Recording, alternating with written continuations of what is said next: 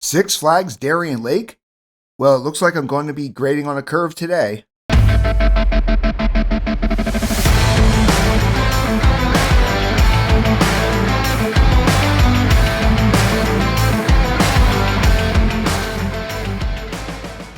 Hey everybody, it's Paul from the 125 Roller Coaster Challenge, and today we're expanding our Making the Grade series into Western New York and grading the coasters at Six Flags Darien Lake. Now this park is located between Rochester and Buffalo and has a back and forth relationship with the Six Flags chain. Actually, their newest roller coaster, Tantrum, was bought between the last two times Six Flags managed them. Now Six Flags Darien Lake has 8 active roller coasters, and today we're going to be grading each one. Yep, we are grading instead of ranking. So let me explain what that means. Each roller coaster gets a score between 1 and 10 on layout, condition, theming, ride experience, and of course, the fun factor. The average score for this section is a 5. Now let's break down these categories quickly. Here is a blank roller coaster report card so you can see what we're talking about. When it comes to layout, we are looking for creativity. Is this a layout that we've seen before or something made just for that park? The condition is simple. Is it being taken care of or is it becoming so rough that it's unbearable? While we aren't huge fans of theming on rides, did they make an effort or did they just throw up a few signs and call it a day? The ride experience has to do with everything that you see when you first enter the queue and when you stagger off the ride.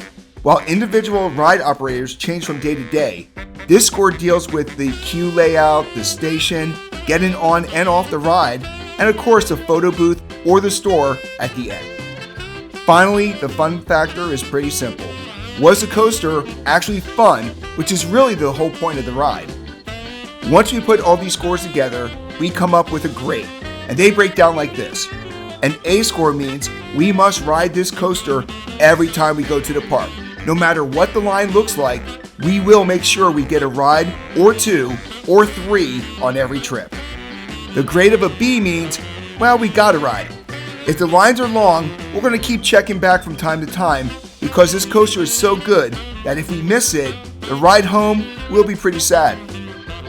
In school, the grade of a C is average, and for us, when a coaster gets this grade, we try to ride it. We're going to check in, but if the line is too long, we can skip it and still have a great day. A D coaster is only considered if there's no line. Yep, it pretty much has to be walk-on for us to ride this coaster. When a coaster gets an E or an F grade, we rode the coaster once, we got the credit, and we're never going to ride it again. They might not be bad coasters, but for us, we got the credit, and really it's time to move on. Now let's start talking about the coasters at New York's Coaster Capital. Ride of Steel was originally called Superman Ride of Steel, but after Six Flags left a few years ago, they lost the DC license, so it just became Ride of Steel. Yes, even though Six Flags is back, we agreed to just keep DC out of the park altogether. Especially now that the merger has happened, who knows what the future of this park and Six Flags will be. Anyway, the ride stats on this coaster is it's 208 feet high, 73 miles per hour, and 5,400 feet of track. This is the original of 2, and it fits with the landscape much better than the one at Six Flags America. Now to the report card. The layout, the condition, and the theming are all 7. What hurts the condition score is the lack of upkeep and the paint job in the station. The ride experience and the fun factor clock in at 8, which gives this ride a grade of a C+. We try to ride it every visit, but the reason for the C is mainly because they have one train operation, which makes any line at least a half-hour wait. It's a great ride, but not worth the wait for us. Another ride that you see from outside the park is their Vekoma SLC called, well, Mind Eraser. This is one of the many SLC coasters bought by the Six Flags chain over the years, and it's another one that's actually called Mind Eraser. Now this style coaster is known for its rough ride, and while Six Flags has been upgrading these coasters with new trains, new restraints, and more, this one at Darien Lake is still pretty much original. The layout is average at a 5. It is a clone, of course, but the condition comes in at a scary 3.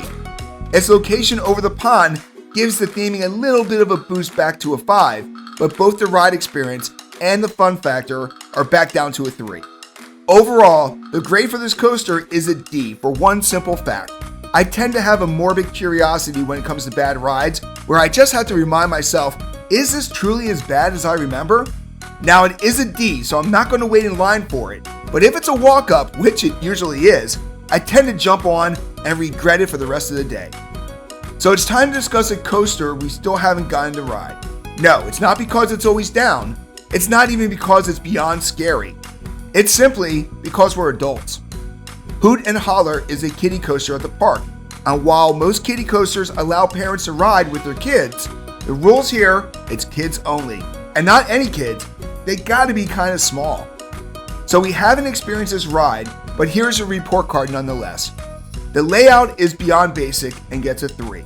The condition is pretty good, even though it has been moved around a few times, and it's at a 4.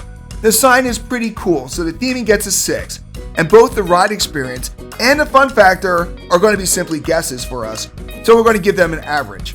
This is the definition of an E/F coaster because it's going to have to be a one and done, mostly because we would have to bribe a ride attendant, and then we're going to have to rat them out when the ride falls down from our weight. While we still have 5 more coasters to go, we are about halfway done with this video. So if you're enjoying this video, make sure you like and subscribe to the channel. We're hitting 60 parks in 2024, and you know that Six Flags Darien Lake will be one of them. By subscribing and hitting that little bell, it will alert you when we drop a new video. Every day we share a video, and you don't want to miss a thing as we ride to 125. Now let's get back to the coaster. Most Six Flags parks have a boomerang if they have an SLC, and of course that's the case here also. They named it, well, Boomerang of course, and the layout scores in a 4 because it basically is a clone. The condition, theming, and fun factor are all pretty low at 3s, but the ride experience gets a little bit of a boost to a 4 because it is over water. All in all, this ride is another E/F because we got the credit a few years ago and we really don't need to ever ride it again. That could change this year since we are trying to get back to 125 coasters, but if we are going to skip one, this will be the one we skip. So, as you can see, Six Flags Darien Lake has a lot of older coasters, but they're all not that bad. Case in point is Viper, which is their classic Arrow Looper. This ride has been here since 1982 and has a height of 121 feet with a drop of 75 feet. Reaching speeds of 50 miles per hour, it also has 5 inversions. Looking at the report card, its layout is a solid 7 with it being custom for the park. Condition, theming, and ride experience are all above average at a 6, while the fun factor is at a grade 8. The grade of a C means that we circle back here a few times throughout the day, and if the line is short, we jump on it a few times. It is a great ride all around. 3 more to go, and since we just discussed the oldest ride, now let's talk about the baby of the group. Tantrum was built during the time between Six Flags management and is a solid Gerstlauer Eurofighter. With a 97-degree drop, which is beyond vertical, this ride is short with only 1,246 feet of track, but it does pack a punch with 3 inversions.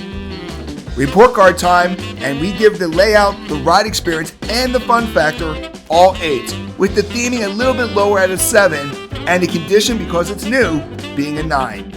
This is a pretty smooth coaster all around. The final grade is a B- because we try to get on this ride every visit, but with one-train operations, it is sometimes a challenge. Now let's talk about our favorite coaster in the park, Moto Coaster. We love this small coaster so much that we made it our 250th coaster credit. While the layout is simple at a 6, the theming comes in at an 8 with its motorcycle and sidecar trains. The condition and ride experience all come in at 9s, but the fun factor gets the only 10 at this park. This is an A grade all around with us using our front of the line ticket, did we mention we're Diamond Elite VIP, for every time we ride. Our last coaster, Predator, is considered one of the worst coasters by a lot of coaster enthusiasts for how rough and painful it is, but we have a slightly different point of view. The theming for us is the weakest, with a 6. It is assigned people. But the rest of the ride is all above average. Layout is a solid 7, along with the ride experience also being a 7. Where we might shock people is with the condition. because we agree that this ride has been brutal in the past, but the park has been tight tracking the rough spots the last 2 years, and it's really been paying off. Condition is a 7 for us, with the fun factor logging in at a solid 8. Overall grade is a B because we gotta ride it every year, even if it's just to see how the new Titan track is coming along. So there you go. All 8 coasters are graded, with both Hoot and Holler and Boomerang getting a 1 and done, but for totally different reasons. The No Line coaster is Mind Eraser because who wants to wait for a concussion? Viper and Ride of Steel both fit into the try to ride category, with both being decent rides, but they do get long waits. No Wait is too long for Tantrum and Predator, but the only ride that we must do every time is Moto Coaster. So what do you think of our grades? Did we nail it, or are we way off? Let us know in the comments section. If you want to learn more about Six Flags Darien Lake, check out our playlist above and make sure you subscribe to the channel to watch us ride to 125.